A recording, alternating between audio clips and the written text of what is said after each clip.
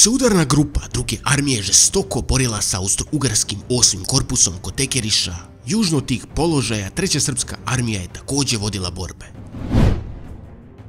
Lešnički odred koji se povlačio pred 9. austro-ugarskom divizijom poseo je Popov Parlog 15. avgusta.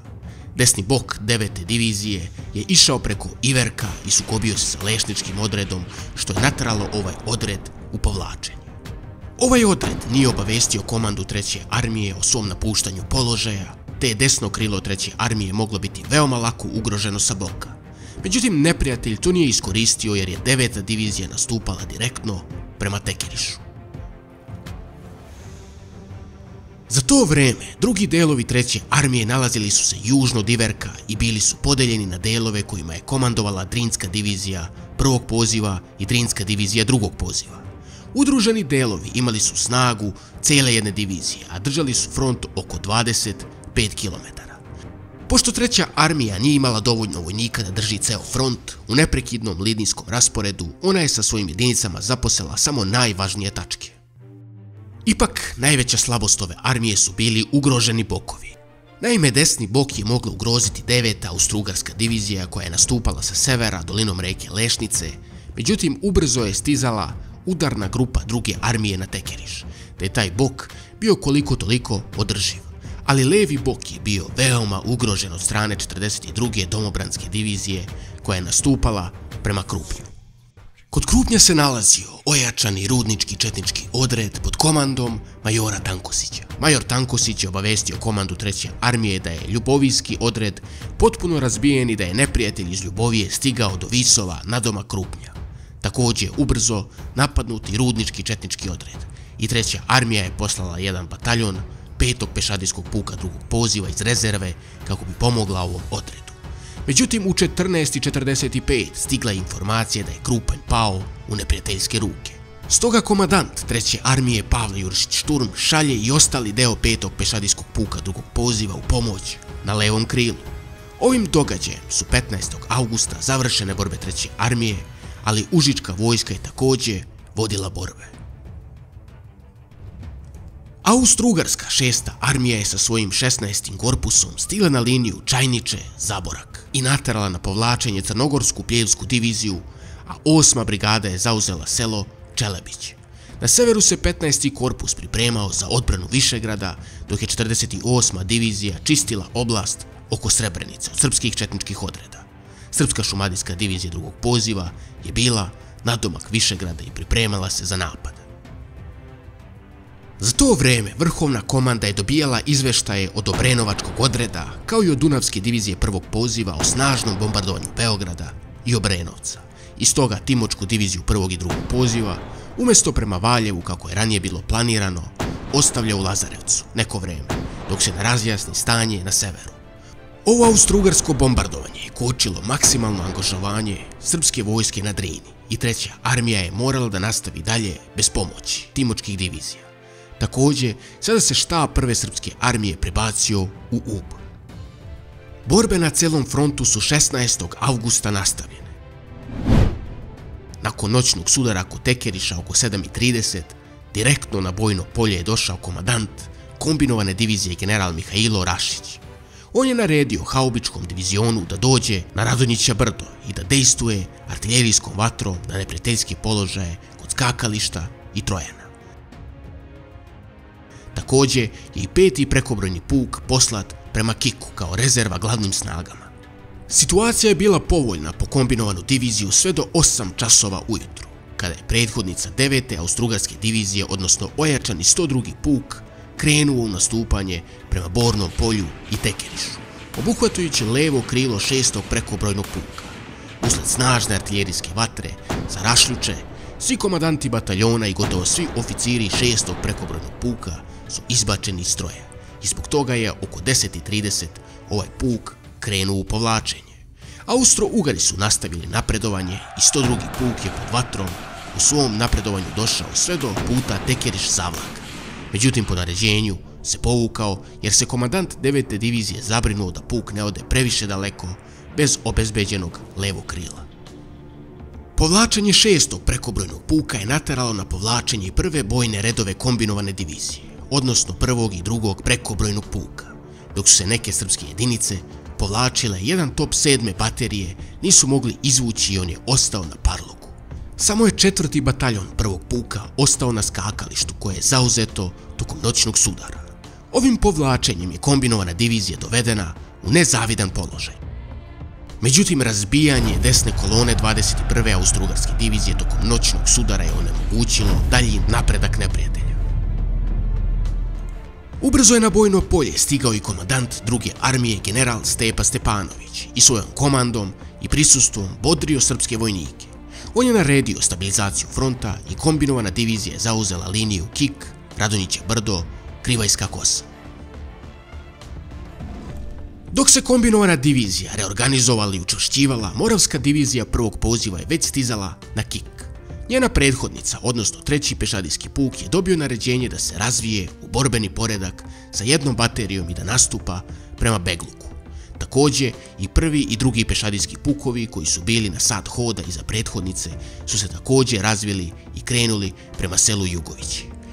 Oko 15 časova Austro-Ugarski 73. i 11. pešadijski puk sa sve artiljerijom je napao srpski 1. i 2. puk Moravske divizije, dok je snažna artiljerijska vatra tukla po 3. pešadijskom puku. Uprkos snažnom napadu, ubitačna vatra srpskog 3. puka sa boka je osujetila napredovanje austro-ugarskih vojnika. Tako se nakon nekoliko sati neprekidne borbe neprijatelj povukao prema Jugovićima oko 23 časa. I tako se završio prvi dan Cerske bitke. Za to vreme komandant 5. Austro-Ugarske armije nije imao pojma o dešavanjima na frontu kod Tekeriša i tek je oko podne 16. augusta saznao za nedaću njegove 21. divizije, dok je komandant Srpske druge armije Stepa Stepanović bio lično na terenu i komandovao svojim snagama. Severno od udarne grupe nalazila se Konjička divizija i Šumadijska divizija prvog poziva. Šumadijska divizija je imala zadatak da uslovno napada Šabac, odnosno da napadne ukoliko je povoljna situacija po nju, a da se brani ukoliko nije. Njen komandant je i namjestio plan napada, kojim bi u 2 kolone napredovao prema Šapcu. Međutim, 57. brigada 29. divizije iz Majura pored Šapca krenula na jug preko Bogosavca i Maove, kako bi stupila u kontakt sa 21. divizijom. I saznavši za njihovo grupisanje, komandant Šumadijske divizije odložio napad kako mu levo krilo ne bi bilo ugroženo od 29. divizije. Također i Konjička divizija se aktivno uključila u operacije. Njen zadatak je bio da rasvetli situaciju u Mačvi i zaštiti bokove Šumadijske i kombinovane divizije. Komandant Konjičke divizije odlučio da preuzme dejstvo nad levom kolonom 21. divizije koja se nalazila između Radlovca i Culjkovića i na skakalište Josoje upućuje 3. konjički puk kako bi zaštitio krilo kombinovane divizije, a sa glavninom snaga Konjička divizija nastavlja prema Slatini. Kod Slatine Konjička divizija nailazi na Konjički puk Šumadijske divizije i ovaj puk se stavlja pod komandu Konjičke divizije i također kreće prema Osoju i skakalištu u pomoć 3. puku. Kod Slatine je ova divizija naišla i na pobočicu Šumadijske divizije prvog poziva, odnosno 3 bataljona 19. pešadijskog puka sa 5. šumskom baterijom, ali i na 2 bataljona 10. pešadijskog puka Šumadijske divizije, pa i sve ove jedinice stavlja pod svoju kontrolu. Sada je Konjička divizija ojačana određenim jedinicama Šumadijske divizije ostavila 2. konjički puk u rezervu kod Slatine, a zatim krenula u napad na levu kolonu 21. Austro-Ugarske divizije. Svojim brzim delovanjem Konjička divizija je žestoko udarila na ovu neprijateljsku kolonu i potpuno je omogućila da dođe u pomoć desnoj koloni 21. divizije koja je bila skoro rasturena na celu. Nakon duže borbe srpski vojnici su izašli kao pobjednici, a Austro-Ugarska vojska je počela da se povlači prema Culjkoviću. Austro-Ugarski pukovnik Hinke je mislio da i dalje može da nastavi borbu ukoliko mu kod Culjkovića dođe pojačanje iz zadnjeg dela kolone. Međutim, saznao je da je i tamo izvršen prepad i shvatio je da je njegova kolona potpuno pobeđena i počeo je da se poražen povlači prema Lipolistu, a onda i prema Drini. Ovaj veliki uspeh Konjičke divizije nije se završio ovdje. Treći bataljon 10. pešadijskog puka prvog poziva je kod sela Maova iz bliske vatre iznenadio protivnika, nanevši mu velike gubitke. Austro-Ugarska 57. pešadijska brigada je ovim potezom bila veoma iscrpljena i demoralisana i nije uspjela da izvede napad na šumadijsku diviziju prvog poziva, kao ni da stupi u kontakt sa 21. divizijom čija je leva kolona bila potpuno rastrojena. Ovi uspesi konjičke divizije, ali i uspesi u noćnom sudaru kod Tekeriša su stvorili veliku moralnu podlogu srpskoj vojsci i tu se izrodila velika vera u pobedu nad stranim osvajačem.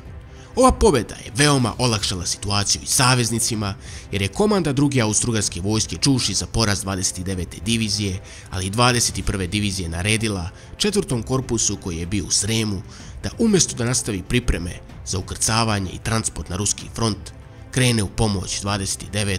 i 7. diviziji kod Šapca. Ovog dana, 16. augusta, borbe su nastavljene na frontu 3. srpske armije.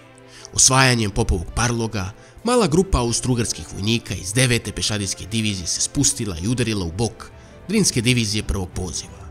Posle nekoliko sati borbe, austro-ugarski vojnici su se poraženi vratili na Popov Parlog.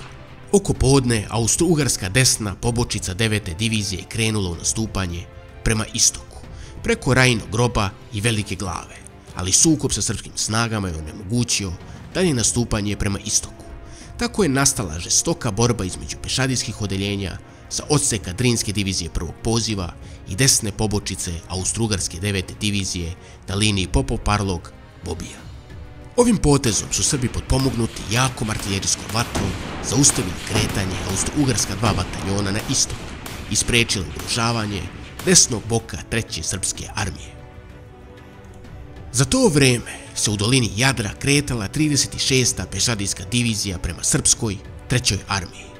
Leva kolona ove divizije nastupala je prema levom krilu odseka Drinske divizije drugog poziva, dok je desna kolona nastupala prema odseku Drinske divizije prvog poziva.